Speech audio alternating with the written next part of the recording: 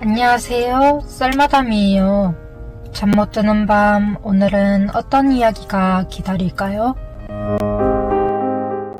안녕하세요. 평소 맛집 탐방을 굉장히 좋아하는 20대 후반 여성이에요. 어렸을 때부터 스트레스 받으면 먹는 걸로 풀고는 했는데 아무래도 금전적으로 부족하다 보니까 마음껏 먹지 못했어요. 부모님한테 이거 저거 먹고 싶다 하면 넌 너무 많이 먹는다며 잔소리를 듣기도 했고요.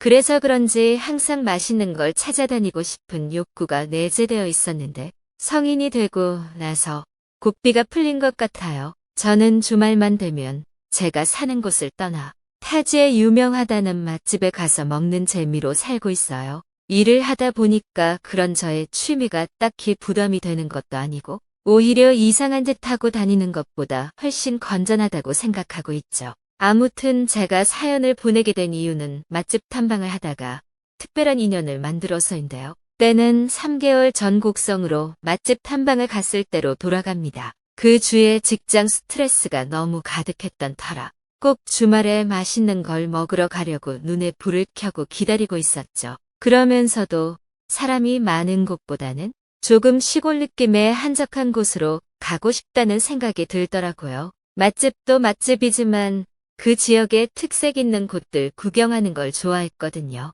엄청 특별한 관광지가 있는 건 아니었지만 그래도 예스러운 느낌이 그대로 남아있으면서도 맛집이 꽤 많다 소문난 곡성을 가야겠다 생각했어요. 그렇게 고대하던 주말 차를 타고 콧노래를 흥얼거리며 곡성으로 향했죠. 거리가 조금 있다 보니까 운전하는 게 조금 힘들긴 했지만 그럼에도 노래를 빵빵하게 틀어놓고 나들이 가는 느낌 내는 게 좋더라고요. 아무튼 제가 제일 처음 간 곳은 유명 유튜버가 방문했다던 두루치기 집이었어요. 들어가자마자 사인이 막 붙어있고 진짜 할머니 집 느낌의 인테리어가 마음에 들더라고요. 요즘 식당이 대부분 입식인데 좌식으로만 구성되어 있는 자리들에 사람들이 꽤나 많았어요. 하마터면 기다렸다가 먹을 뻔했는데 다행히 테이블 하나가 남아서 바로 앉게 됐죠. 그렇게 흑돼지 두루치기를 주문하고 설레는 마음에 이곳저곳 사진을 찍고 있었어요.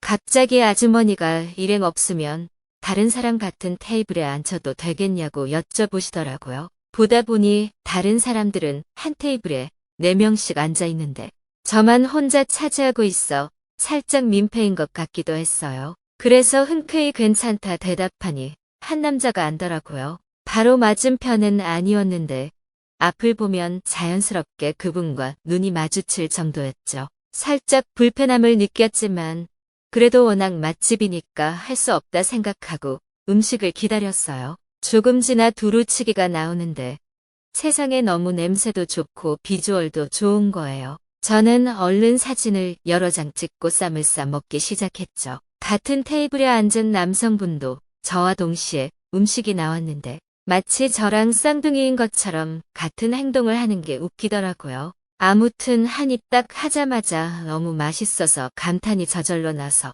저도 모르게 하고 기분 좋은 소리를 냈어요. 그런데 그와 동시에 그 남자분도 너무 맛있다는 듯 소리를 내는데 동시에 그러니까 참 웃기더라고요. 그래서 그분과 저는 웃음이 터져버렸고 그렇게 어색한 자리에 한마디씩 물꼬를 틀어 이야기를 나누기 시작했죠. 그는 저랑 3살 차이였는데 평소 먹는 걸 워낙 좋아한다고 하더라고요. 저도 마찬가지라 동질감이 느껴졌고 서로 사는 지역의 맛집을 추천하면서 대화를 나누다 보니 어느새 밥을 다 먹었어요. 잠깐의 시간이었지만 너무 대화도 잘 통하고 뭔가 필이 오는 듯한 느낌에 그에게 호감이 가더라고요. 그런데 이런 우연한 만남에 뭔가 기대하기도 어렵고 해서 밥을 먹은 후에 아쉬운 마음을 뒤로하고 인사를 나눴어요. 그도 살짝 제 번호를 물어볼까 말까 망설이는 듯했는데 결국 물어볼 수는 없었고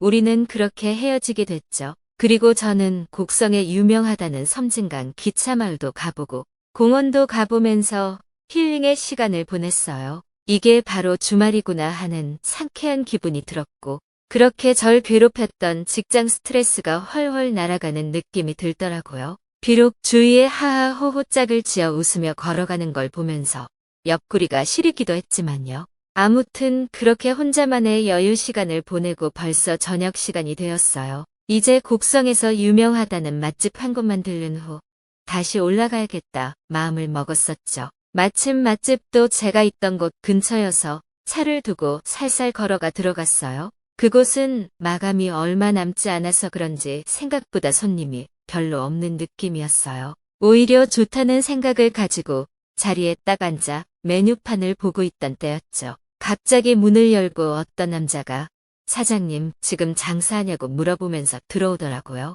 그리고 그 남자를 보고 저는 깜짝 놀라고 말았어요. 바로 그는 점심시간에 식당에서 마주쳤던 그 사람이었거든요. 그도 문득 고개를 돌려 저와 눈이 마주쳤고 우리는 마치 오랜 친구처럼 반갑게 인사를 나눴어요. 어떻게 이런 우연이 다 있을까 생각도 들고 이전에 아쉽게 헤어진 것 같아 내심 마음에 남았는데 다시 만나게 되니까 너무 좋더라고요. 우리는 그렇게 아까보다 더 깊은 이야기를 나누며 밥을 먹었고 저와 취미도 비슷하고 외모도 깔끔하게 생긴 그가 더 좋아지는 느낌이었죠. 저는 밥을 다 먹고 나가는 길에 꼭 번호를 물어봐야겠다 생각을 했어요. 그런데 제 마음을 읽었는지 그가 먼저 저에게 연락하고 지낼 수 있냐 물어보더라고요. 맛집 다니면서 항상 외로웠는데 괜찮으시면 같이 다니지 않겠냐면서요. 저는 당연하게도 너무 좋아 대답했고